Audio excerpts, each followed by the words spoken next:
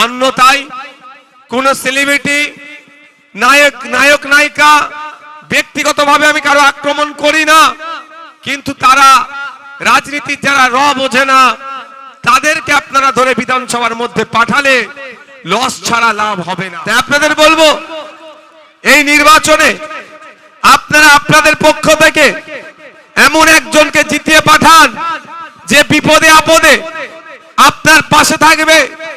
আর না হলে বহরমপুর থেকে দেখুন, একজন ক্রিকেটারকে জিতিয়ে পাঠিয়েছেন, যখন বহরমপুর জ্বলছে, মুর্শিদাবাদ জ্বলছে, সে ওয়াকাফ হতে পারে, এসআইআর হতে পারে বা বিভিন্ন সমস্যা নিয়ে, তখন তিনি বিদেশ ভ্রমণ করছেন।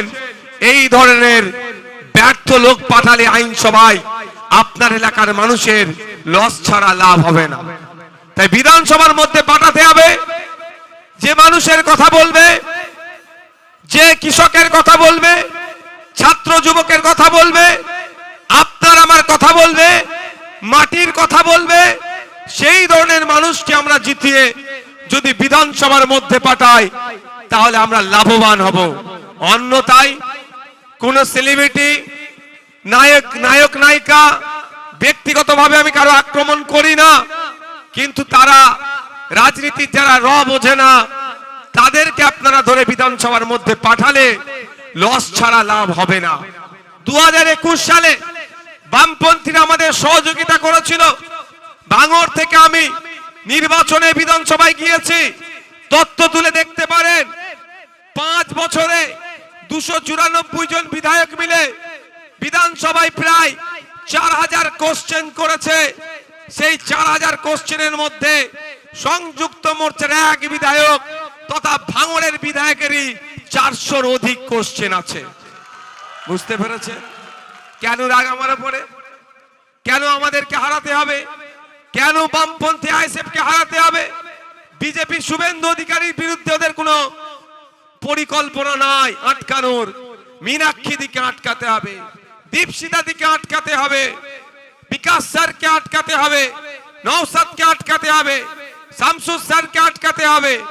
কারণটা কি? ওরা ভালো করে জানে, এক নওশাদ সিদ্দিকী 2021 থেকে 26 বিধানসভায় 220টা মতো মেনশন হয়েছে। 294 জন বিধায়ক মিলে 220 বার মেনশন করেছে। আর সংযুক্ত মোর্চার এক বিধায়ক একা 56 বার মেনশন করেছে।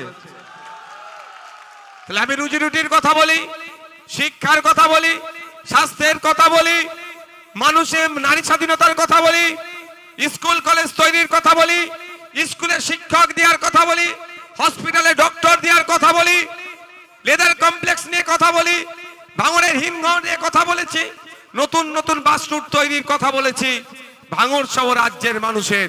তাই আপনাদের বলবো, আপনারা যদি দৃষ্টান্ত তৈরি করতে পারেন, আগামী দিনেও কিন্তু আপনাদের নামও চর্চা হবে, বাদুড়িয়া হবে। এখন যেখানেই যাচ্ছি ভাঙড় হচ্ছে। আগামী দিন যদি আপনারা আমাদের সাথ দেন, ইভিএম মেশিনের 6 নম্বর বোতাম টিপে খাম চিহ্নে ভোট দিয়ে আমাদেরকে যদি জয় করেন, তাহলে আপনাদের আমি কথা দিয়ে যেতে পারি, এমন মডেল তৈরি করব বাম এবং আইএসএফ মিলে। আগামী দিনেও বাদুড়িয়া চর্চা হবে রাজ্যের কোনায় কোনায়। আর একটা কথা বলে আমি শেষ করব, তার আগে এতটুকু শুধু বলে দিই, আজকে আমাদের ভাঙড়ে আমি আস্তে আস্তে একটা ভিডিও দেখছিলাম, ফরওয়ার্ড আমাদের ইন্টারন্যাশনাল টিমের প্লেয়ার, আন্তর্জাতিক খেলোয়াড় আমাদের ইউসুফ পাঠান সাহেব গিয়েছেন। গিয়ে ওখানে তিনি বলছেন তার নাকি যেখানে প্রোগ্রাম চলছিল তার আশপাশে বোমাবাজি করেছে। কে বোমাবাজি করে আপনারা ভালো জানেন তো নাকি? কে বোমটা মারে? সে বোমাবাজি হয়েছে। সে বলছে হাম পাঠান হ্যাঁ, ভালো কথা বলছে, হাম পাঠান হ্যাঁ, খুব ভালো কথা, হ্যাঁ আমি পাঠান বলছি, তার অন্য কিছু বলিনি, তাই না?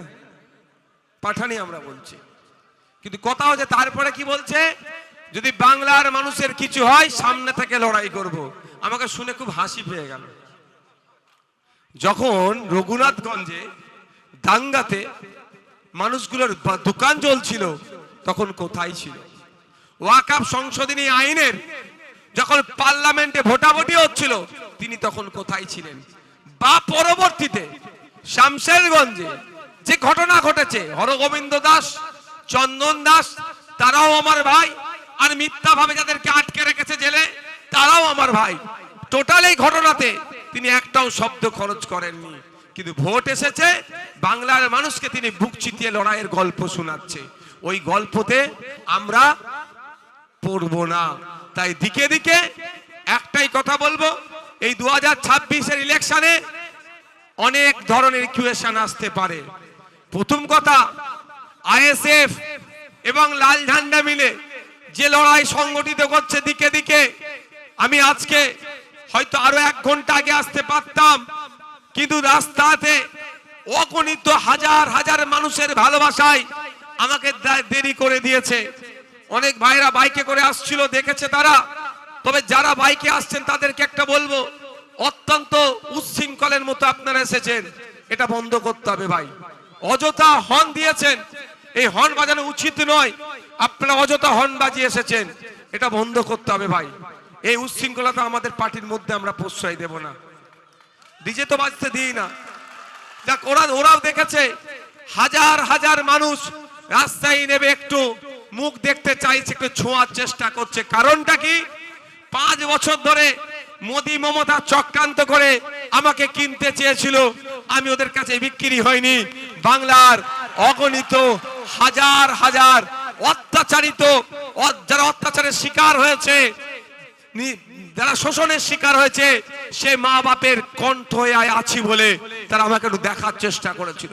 তাই আপনাদের এই অংশ থেকে বলতে পারি, বামেদের সমর্থন নিয়ে আইএসএফ এর প্রার্থী আমাদের কুতুবউদ্দিন ফাতেহি ভাইকে আপনারা জিতিয়ে পাঠান। এ সিট দ্বারা বিকিয়ে দেবে না। আমার নামে 17টা হয়েছে, কুতুব ভাইয়ের নামে যদি 34টাও মামলা দিয়ে দেয়, কুতুব ভাই দল পরিবর্তন করবে না বা মানুষের বিশ্বাসকে নষ্ট করবে না, এই মঞ্চ থেকে আমি দায়িত্ব নিয়ে বলতে পারি। কিন্তু এর পরিবর্তে জোড়া ফুলের যে প্রার্থী হয়েছে, ওর দায়িত্বটা কি মমতা ব্যানার্জি নেবে? যে আগামী দিনে যদি দল পরিবর্তন,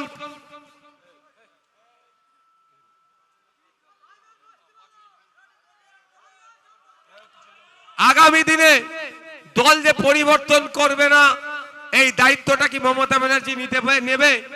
মমতা ব্যানার্জি ভালো করে জানেন, তার ঘরের লোক যে কোনো সময় পাল্টি মেরে দিতে পারে, তিনি ভালো করে জানেন।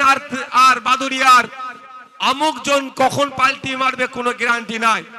তাই আপনারা যারা ভাবছেন বিজেপিকে আটকানোর জন্য তৃণমূলকে ভোট দেব, এটা কিন্তু দিবা স্বপ্ন দেখা হচ্ছে। তৃণমূলকে দিয়ে বিজেপিকে আটকানো যায় না।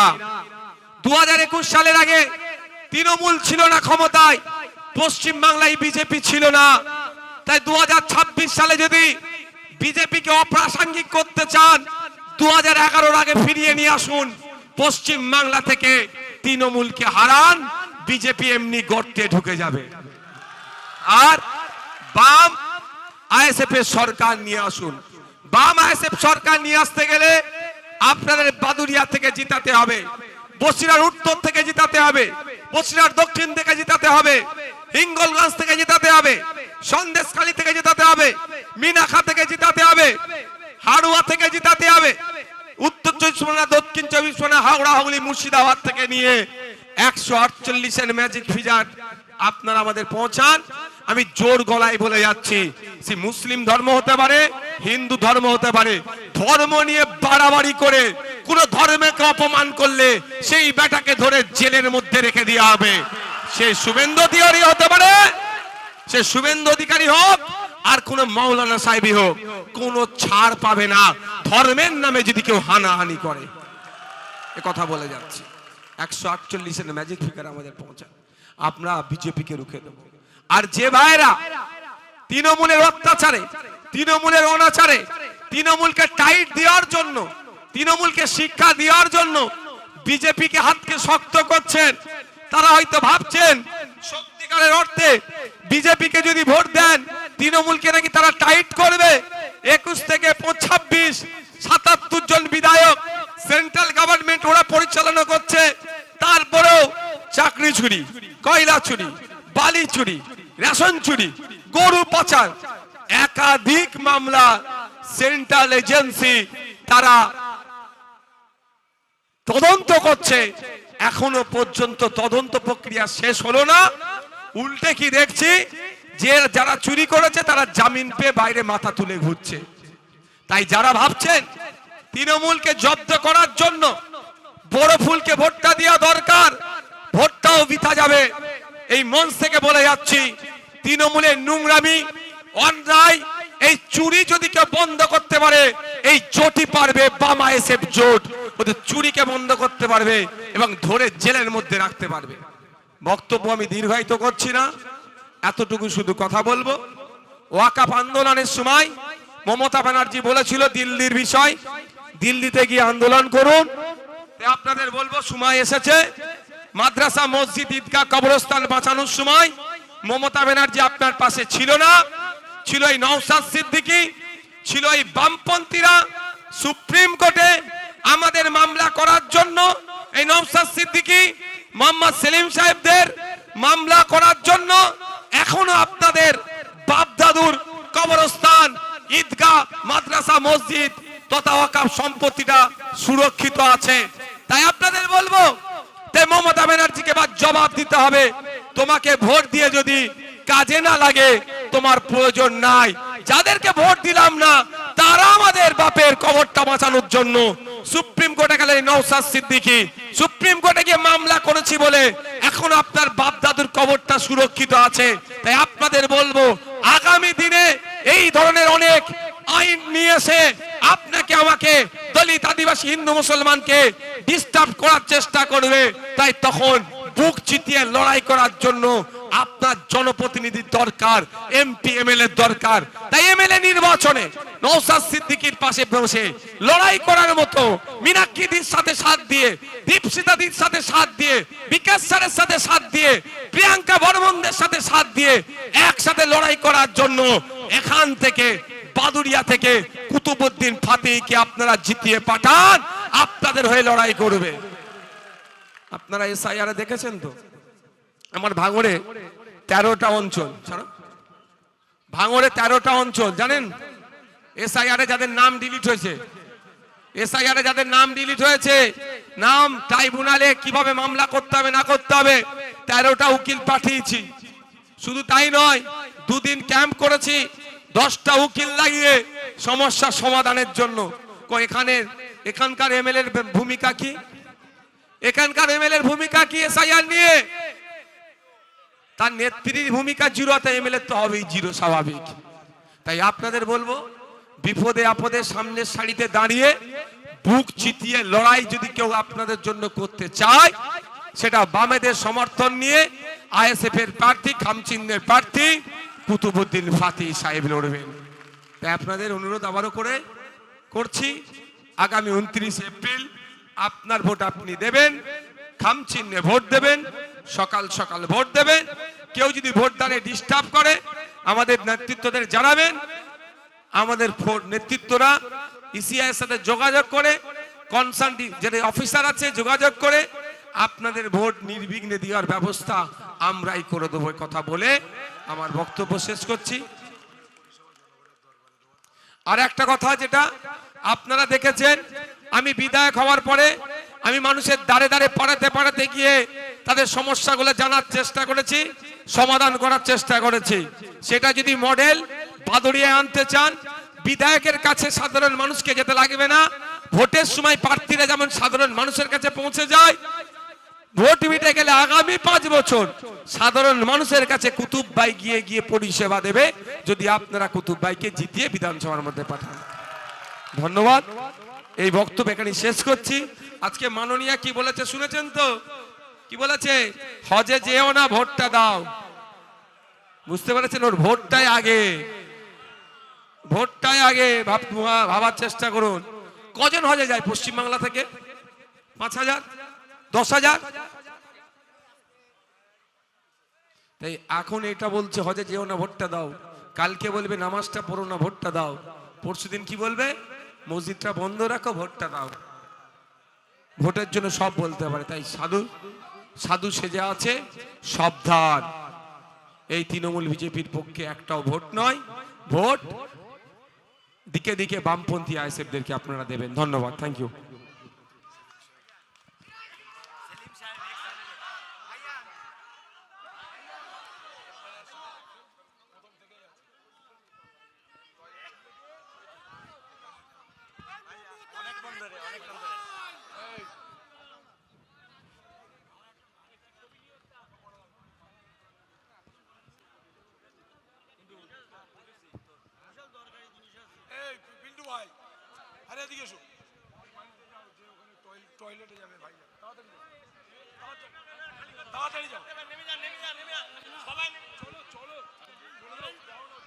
आईएसएफ आईएसएफ जिंदाबाद इनकलाब जिंदाबाद ভাইজান জিন্দাবাদ।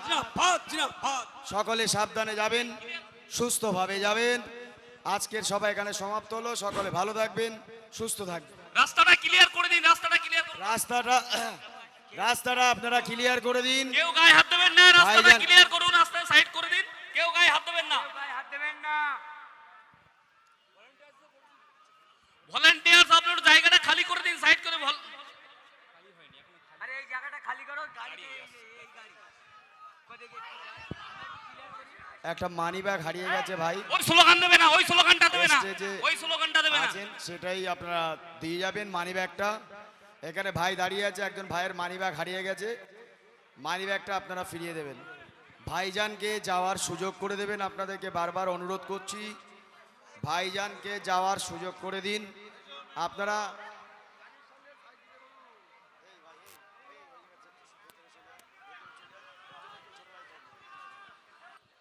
গাড়ির পাশ থেকে একটু দূরে সরে গিয়ে ভাইজানকে, ভাইজান সামনে তার আছে, ভাইজান